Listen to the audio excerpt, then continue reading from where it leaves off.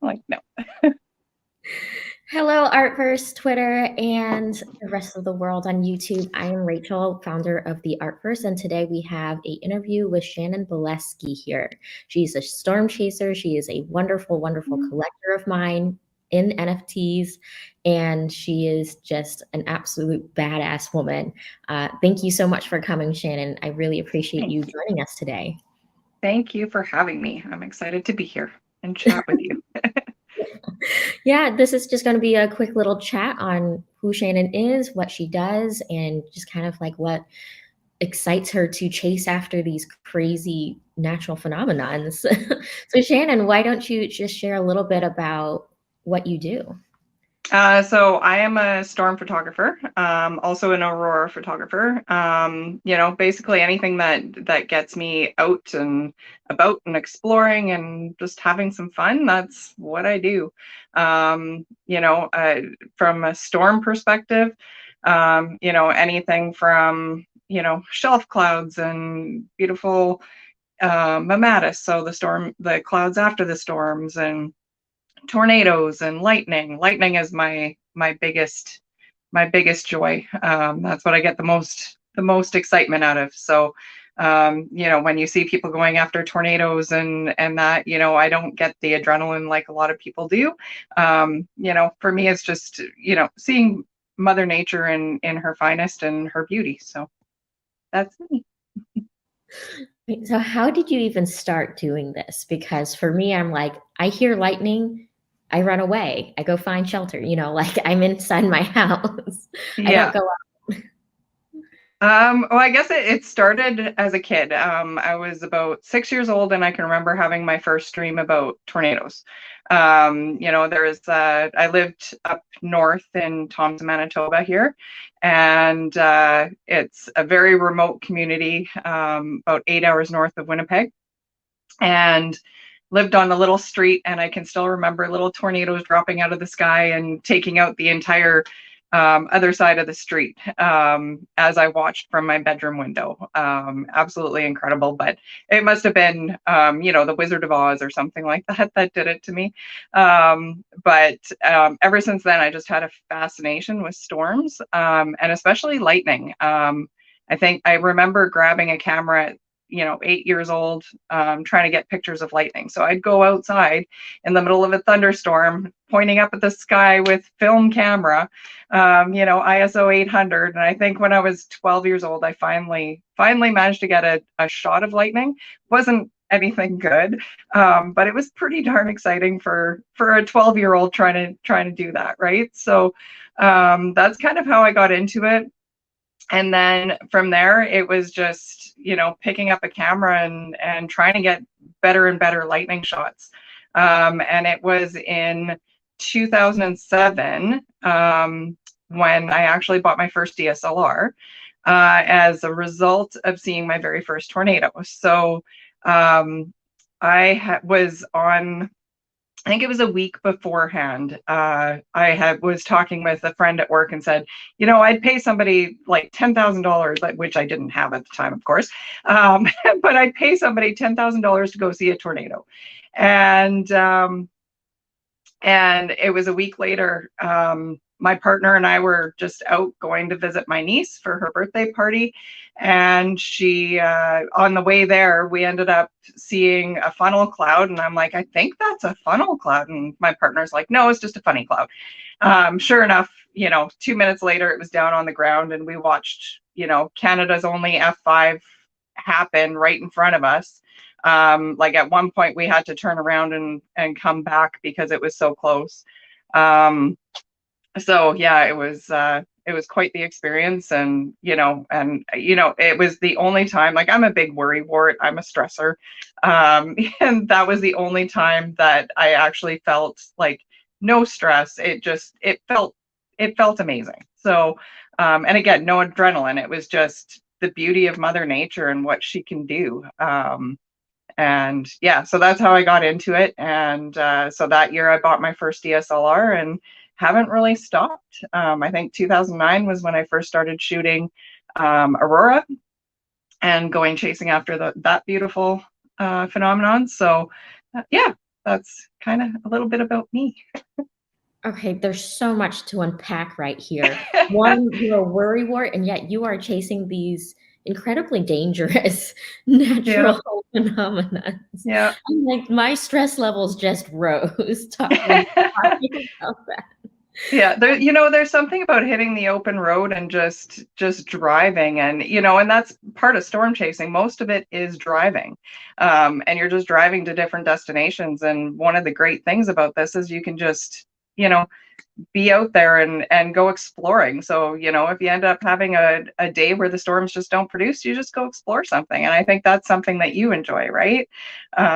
So, it's just that awesome feeling of just being out there, and then the storms are a small part of that, right?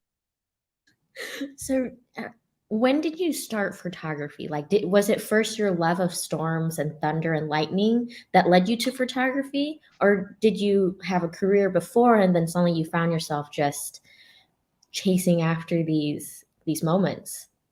Well, I think it was originally, yeah, originally it was the storms and the lightning, just trying to get lightning. That was the biggest thing. And then, I was, just with my film camera, 35 millimeter film.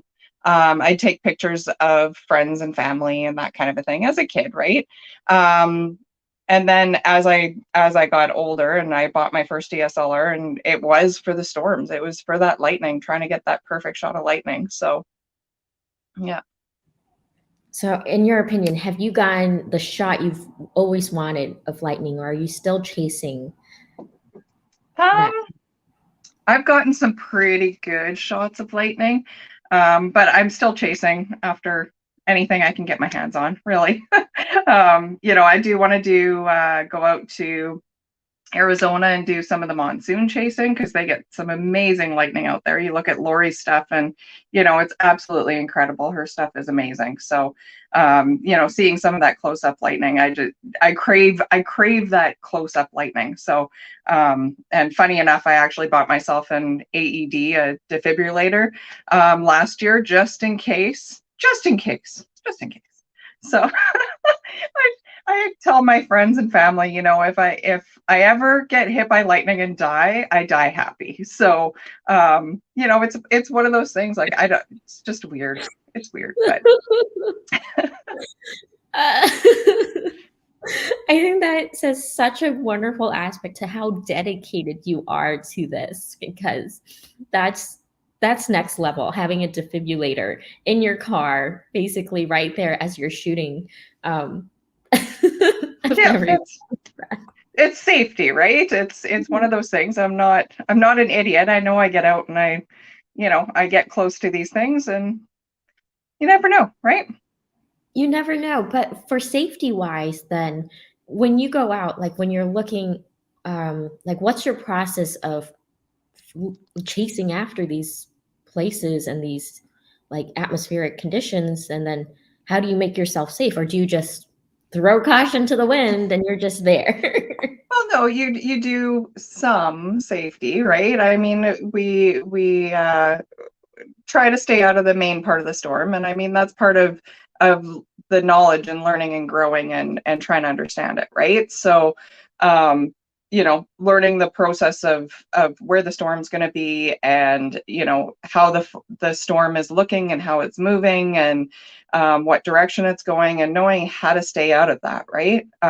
Or go into it, if I mean, there's chasers who go into the hail and that kind of a thing. So they'll as long as you know to a certain degree. I mean, there's still a big uncertainty about what's going to happen, like especially with tornadoes, right?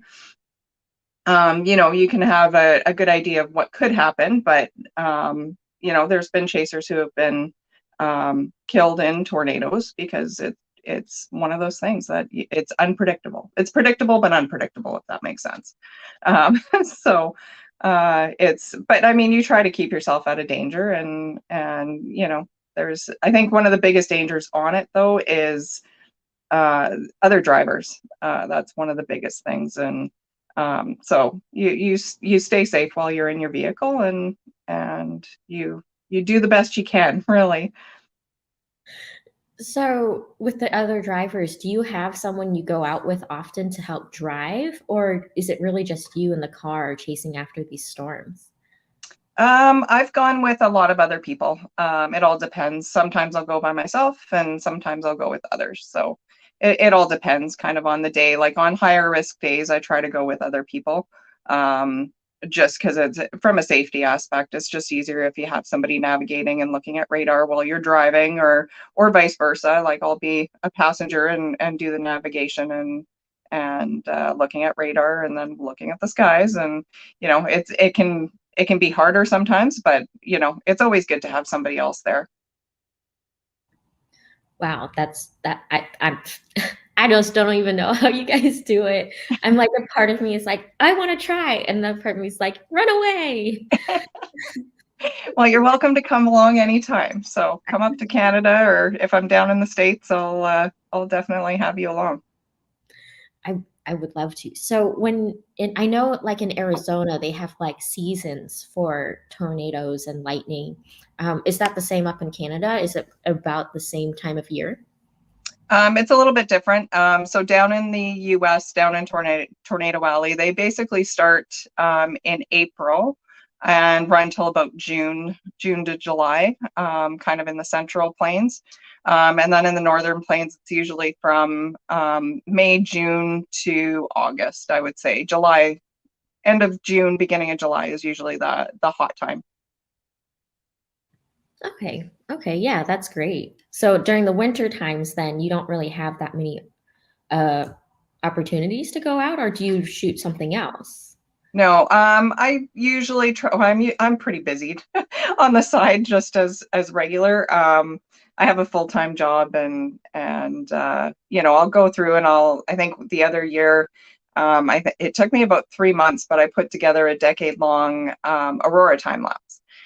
So that took me 3 months to put together, and it was so. I mean, I keep busy over the winter. I keep creating, and a lot of the time I'll go back through my shots and I'll process some pictures that I haven't even looked at or processed or touched since June, July of that year, right? So I definitely keep busy.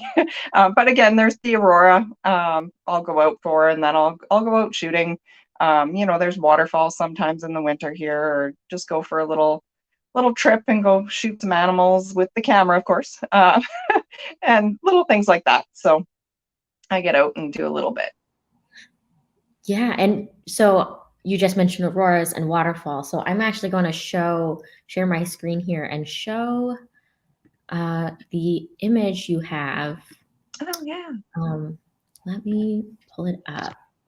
Okay, so can you see it? Yes, you can see it. Yes, So I we have can. this image here that you have created. Absolutely gorgeous. This aurora sky is just something I want to have experienced this so bad. Where was this aurora sky that you took taken? So that was in my backyard, literally. Um, it was an incredible night. Like it was, I don't even remember what KP it was. It was KP6 or something like that. But I had never seen, that's like my second best show that I think I've ever seen for Aurora. I believe it was November 4th of last year. And it was, yeah, like I've got a video on my YouTube of it. But it was absolutely incredible. It just was everywhere, and it was like pink lightning that was just flashing everywhere. It was absolutely incredible. Yeah.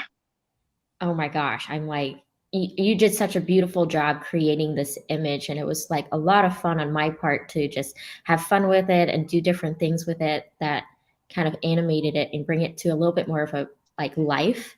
But Yeah, the image itself is just so beautiful. Like thank seriously, you. such a great job. I see here that with the sale of this, you have a charity donation to the Wildlife Rescue Center. What Absolutely.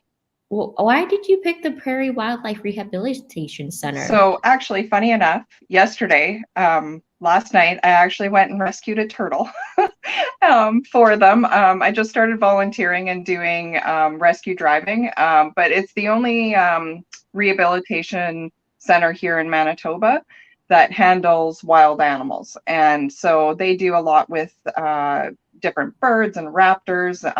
I have brought an owl into them and some squirrels, and they're an amazing organization, and they go purely based off of donations. So it's, animals are my heart. I love animals. So yeah, that's them. And then there's another organization that I've gotten a tour of once, which was the women's center here. So that's my other organization that I'd like to donate to. So it's I think women are important, and we rock, and we need some extra support sometimes. So absolutely. When you had bought my first edition as an NFT, I didn't know who you were, and I was like, "Who is this woman?" And I was like, "Oh my god, she's a collector of mine." Oh my gosh, it's been such a crazy experience of connecting with you and just watching you and your art and your images and your adventures really in the NFT space. How did you get involved with NFTs?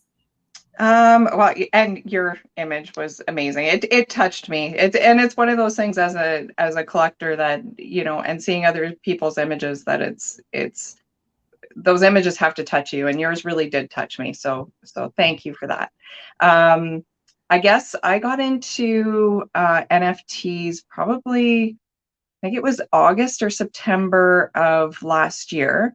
And I was watching Jessica Moore and Lori Grace Bailey get into it, and and just wanted to more see what it was about, invest a little bit in it, see what would happen, right? And I see a lot of good. I see like the connections that we've made, and connections that I've made with some other amazing people. Like it truly is about the community. The community.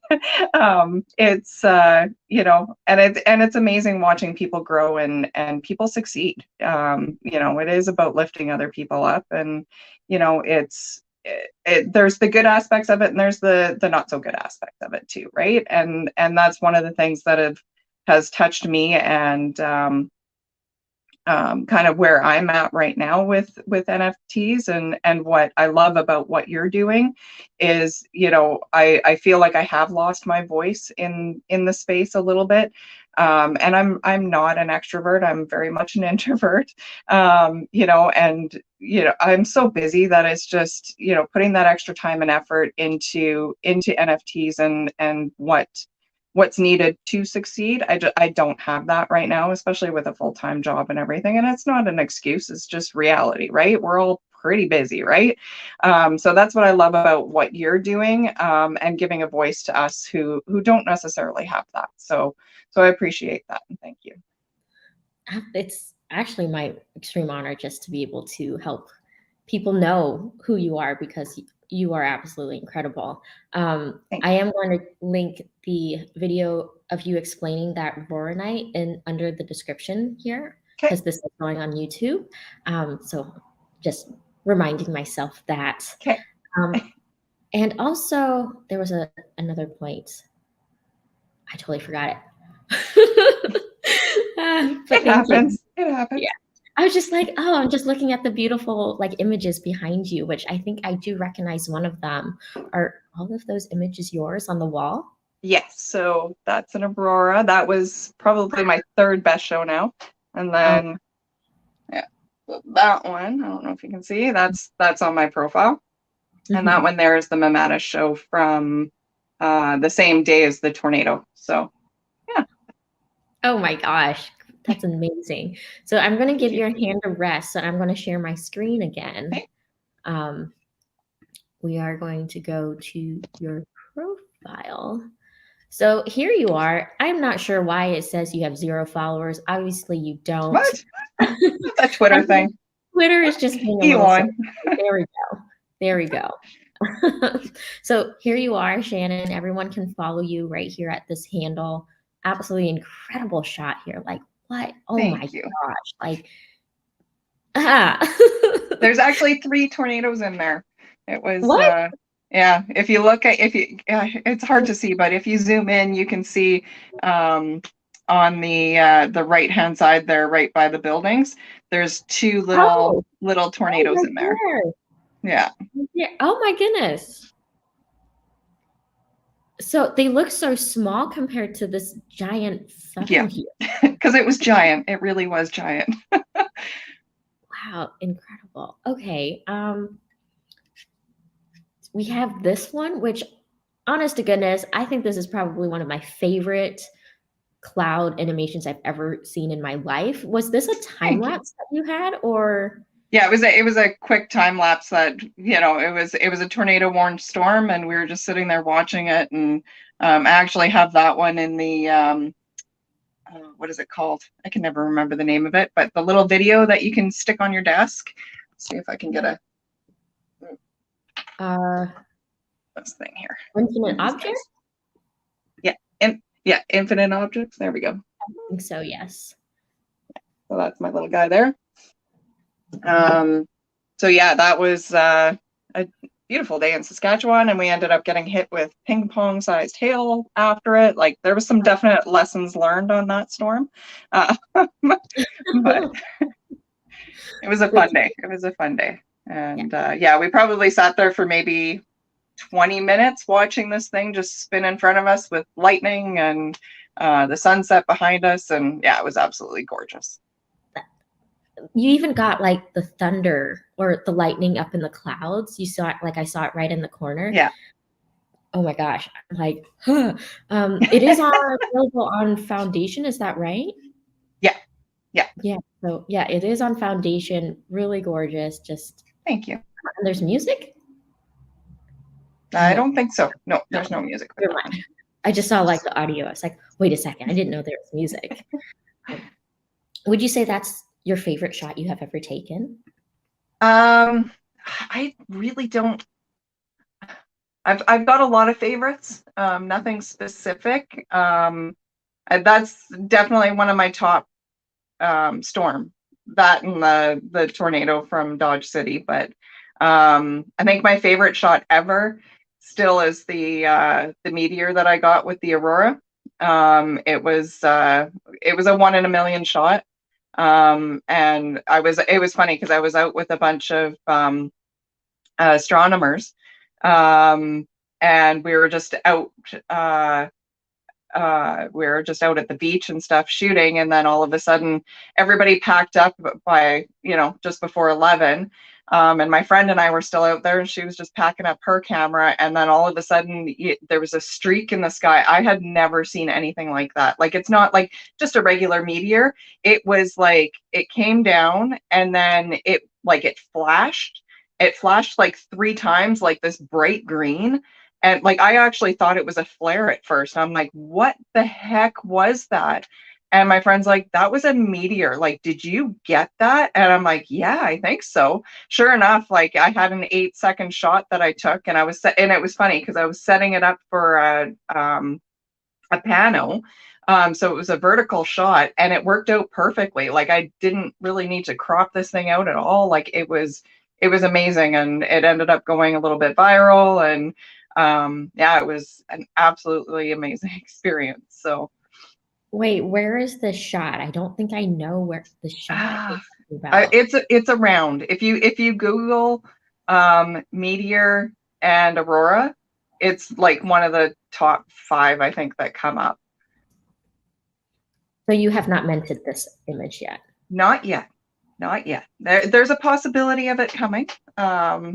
But I've been waiting. I've been sitting on it and waiting.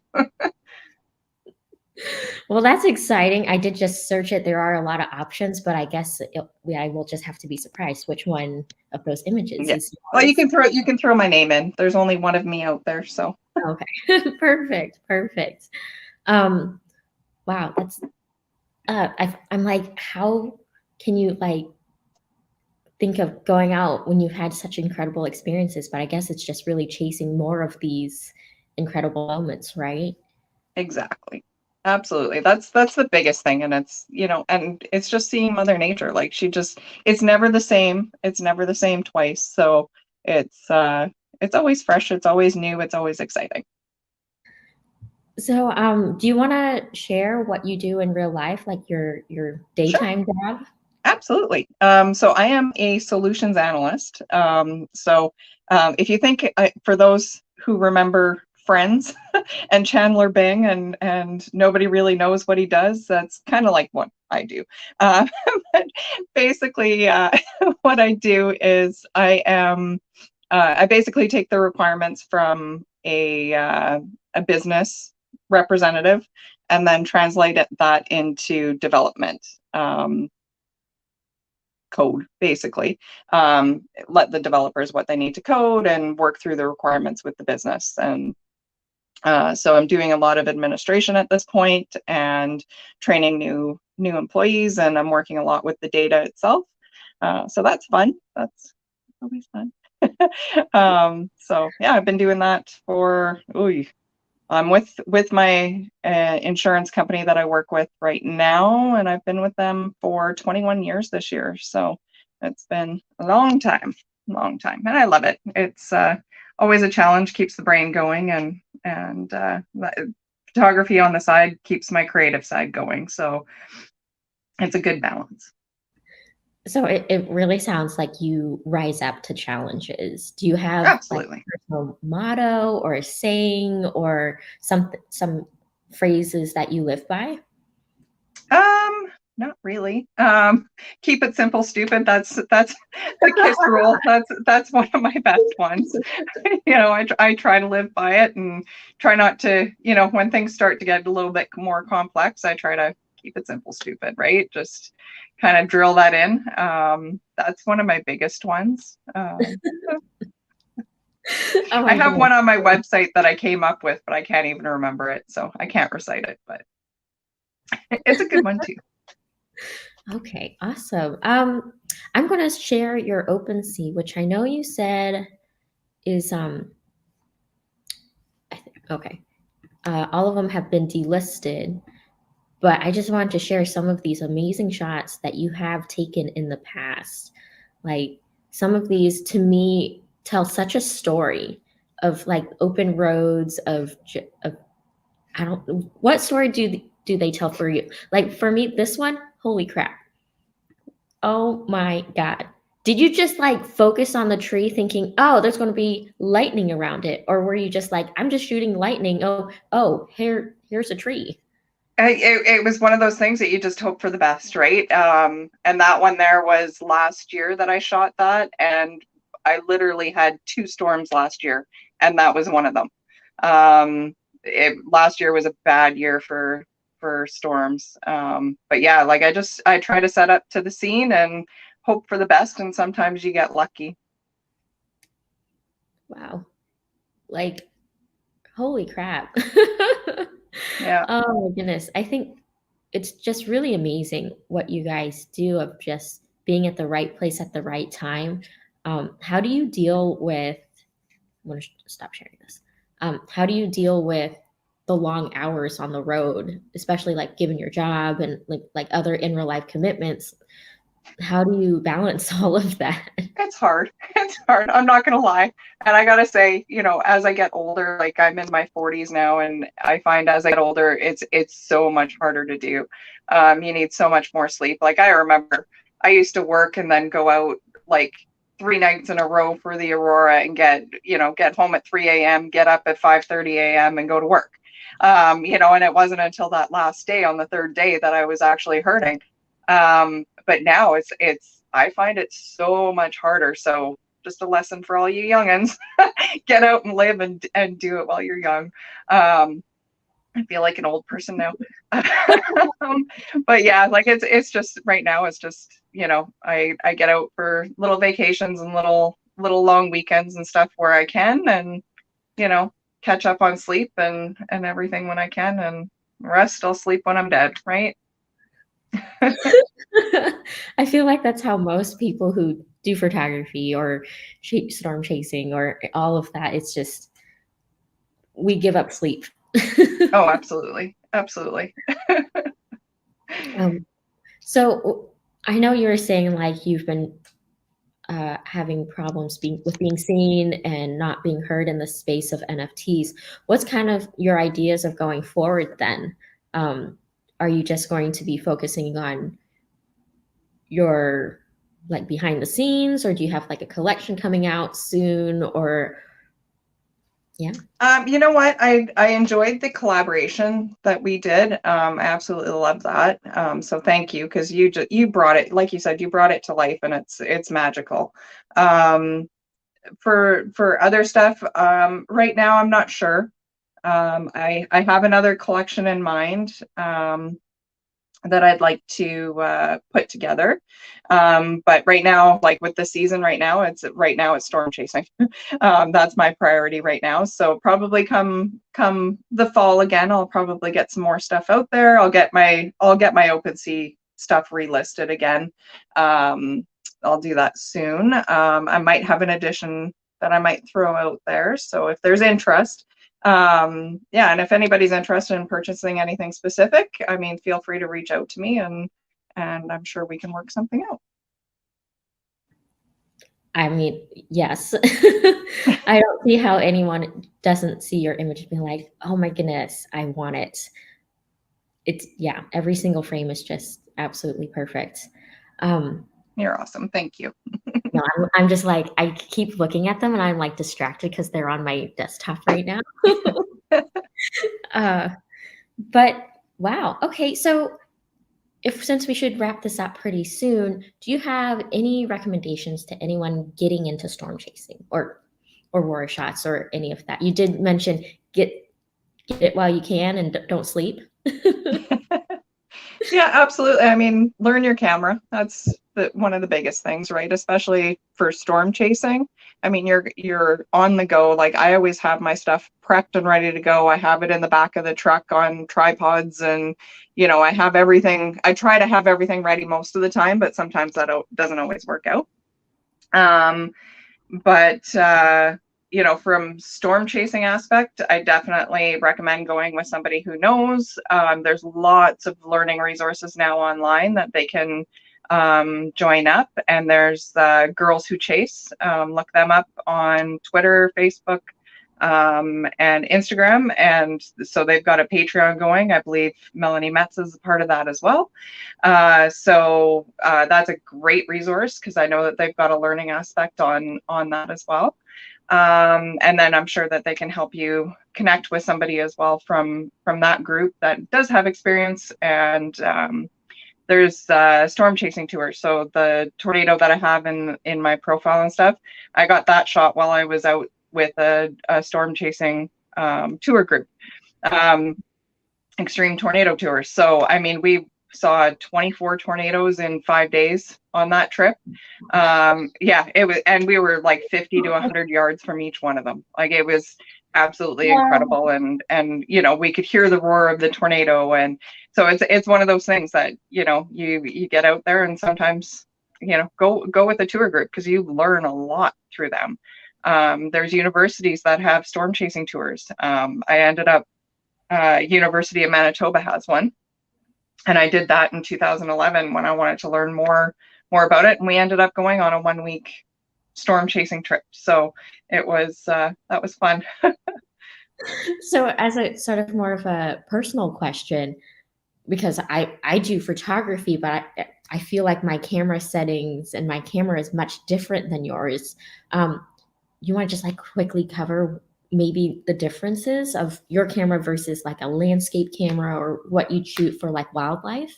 Like, do you have any special like equipment or bodies to like weather the weather that you're in, or like settings? Not well. I try to stay out of the hail and the rain. So that's my biggest thing. And then from there, like, I always have a lens cloth with me. I have a big one.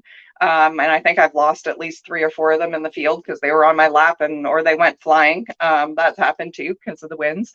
I think the biggest thing for me, I know some people don't do it, but the tripods, setting up for a time lapse or anything like that. I always have my camera on a tripod, have it set up. I focus to infinity when I'm in the field, when I'm shooting lightning and stuff like that. And that typically gets me nice, sharp images of lightning. I also have a lightning trigger for daytime lightning.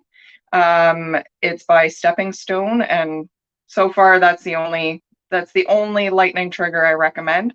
I've seen so many people try other ones and get frustrated and not get the shots, or it's taking a million shots and you get nothing.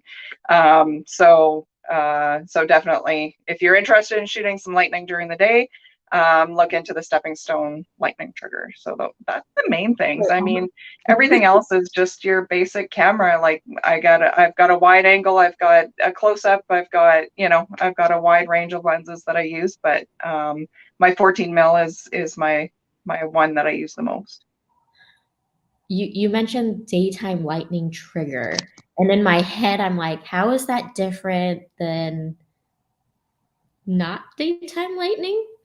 Like, well, there's nighttime lightning too, right? So if you have lightning at night, you can just shoot a longer exposure. So the same that you would for the aurora, you would just set it to like 13, 15 seconds, and you get as much lightning as you can in that shot, right? During the day, you can't shoot 13 seconds or 1 second. I know there's people that use ND filters sometimes for lightning, but I don't. I haven't gotten to that yet, but yeah, that was going to be my follow-up question. Like, what about ND filters? Does that really help with lightning, or? It would, because you can get a longer exposure. The problem with my camera is I've got like the 14 mil, like this guy. I actually have my 14 to 24 with me.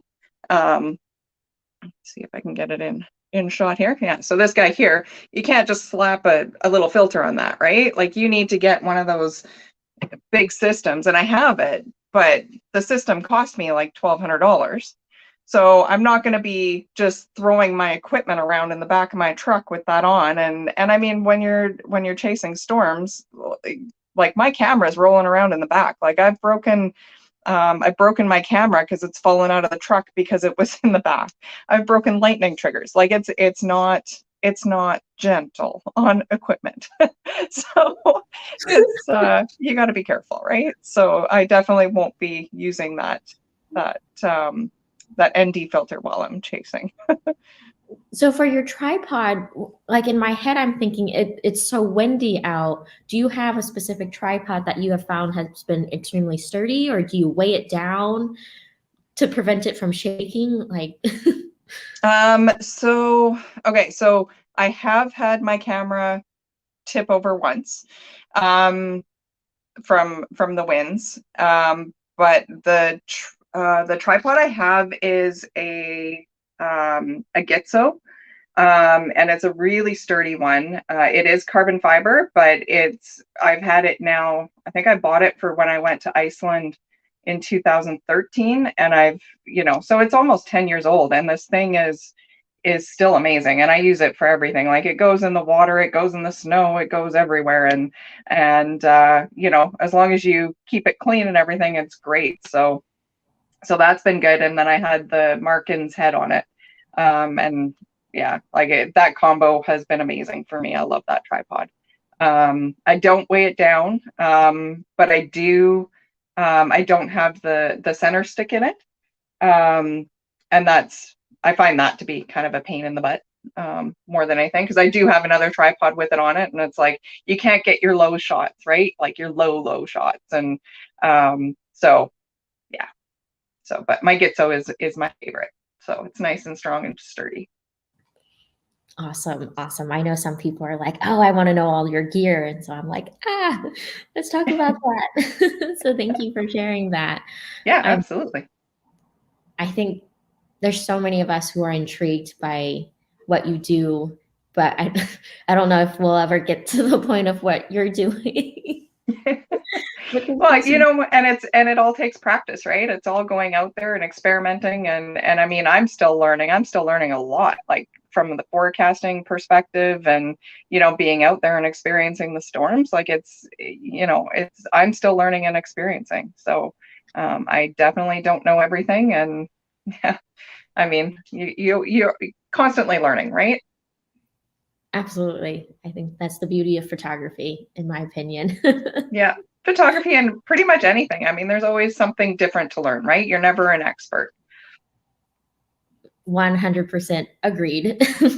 When you start thinking you're an expert, then you stop growing.